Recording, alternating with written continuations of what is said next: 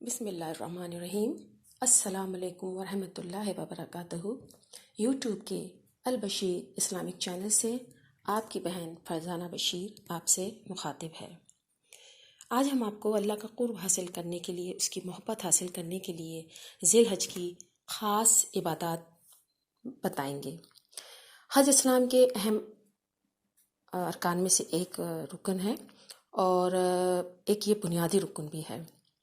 قرآن کی سب سے آخری آیات حجۃ الوداع کے وقت نازل ہوئی جب آپ صلی اللہ علیہ وآلہ وسلم عرفات میں تھے، جو اس بات کی طرف اشارہ ہے کہ حج بیت اللہ ارکان اسلام کی تکمیل ہے اور اس کا کمال ہے۔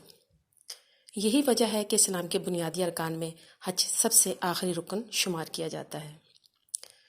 ذی الحج کا عشرہ شروع ہی ہونے والا ہے۔ اس کی رحمتوں، برکتوں اور سلامتی کو سمیٹنے کے لیے ہمیں بھی کچھ تیاری کر لینی چاہیے۔ اگلے سال پتہ نہیں کسی کو بھی کہ وہ اس دنیا میں ہے کہ نہیں۔ ان 10 دنوں کے اعمال باقی دنوں کے اعمال کے مقابلے میں اللہ تعالیٰ کے نزدیک سب سے زیادہ افضل ترین ہیں۔ اللہ ان دنوں کی عبادات کو بہت پسند فرماتے ہیں، مانگنے والے کو عطا فرماتے ہیں۔ جو مغفرت مانگتا ہے اس کی توبہ بھی قبول ہو جاتی ہے۔ بڑے مقرب دن ہیں۔ صحابہ کرام ان دنوں میں بہت محنت کیا کرتے تھے اور عبادات کا خاص اہتمام فرمایا کرتے تھے۔ ہمیں بھی تیاری کر لینی چاہیے کیونکہ ابھی عشرہ شروع نہیں ہوا۔ نماز کی پابندی تو لازمی ہے، پورا سال ہی پڑھنی چاہیے، فرض نماز ہے، لیکن ان دنوں میں نماز کو بہت خشوع و خضوع کے ساتھ اور بڑی محبت کے ساتھ ادا کریں۔ اللہ تعالیٰ سے گڑ گڑا کے دعائیں مانگیں، اپنی مغفرت کی دعائیں مانگیں، مسلمانوں کی مغفرت کی دعائیں مانگیں۔ اس کے علاوہ نفلی نمازوں میں آپ کو چاشت کی نماز اور اشراق کی نماز کا پڑھنے کا ضرور کہوں گی۔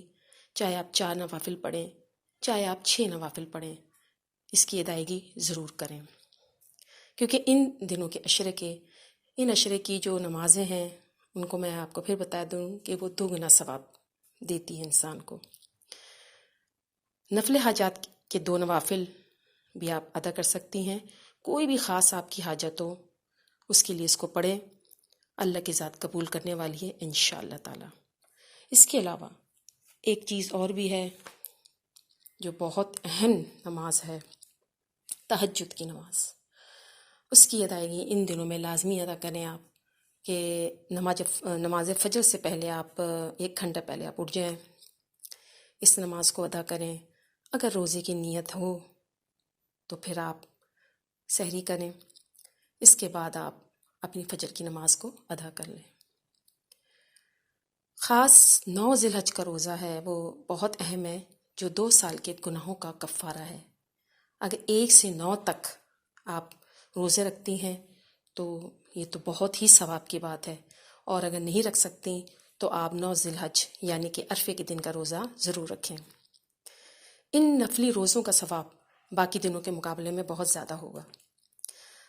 قرآن پاک جو نہیں پڑھتے یا پڑھتی تو لازمی پڑھیں، جو روز پڑھتے ہیں وہ قرآن پاک کی تلاوت کو مزید بڑھا دیں۔ کام کاج کے دوران چاہے وہ مرد ہوں یا عورت، تکبیر، اللہ اکبر، تحلیل، لا الہ الا اللہ اور تحمید الحمدللہ پڑھتے رہیں۔ اٹھتے بیٹھتے جب آپ کو یاد آ جائے آپ ان ذکر کی کثرت کرتے رہیں۔ استغفار کی بھی کثرت رکھیں، یعنی کہ ذکر کی کثرت جتنی زیادہ سے زیادہ ہوگی اتنی ہی اللہ تعالیٰ دعائیں قبول فرماتے ہیں۔ درود شریف کا ورد جاری رکھیے۔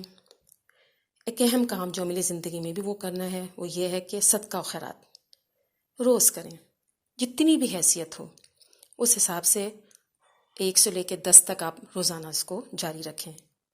کوئی بھوکا ہو اس کو کھانا کھلا دیں، کسی کو کپڑے دے دیں، کسی کو جوتے دے دیں، نیکیوں کے کاموں کو بڑھا دیں، تاکہ یہی نیکیوں کے کام اور یہ جو آپ کی تیاریاں ہیں یہ پورے سال بھی جاری رہیں اور آپ کو عبادات کرنے کا اور نیکیوں کے کام کرنے کا شوق پیدا ہو۔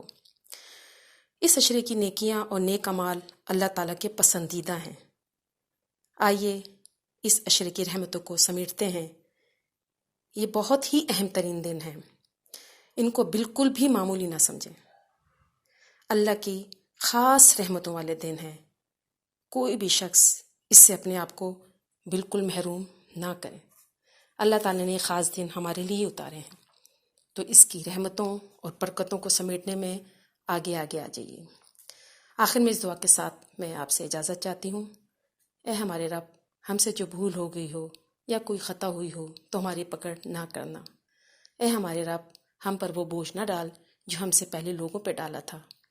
اے ہمارے رب، ہم پر وہ بوجھ نہ ڈال جس کو اٹھانے کی ہم میں طاقت نہ ہو۔ ہم سے درگزر فرما اور ہمیں بخش دے اور ہم پر رحم فرما۔ آمین ثم آمین۔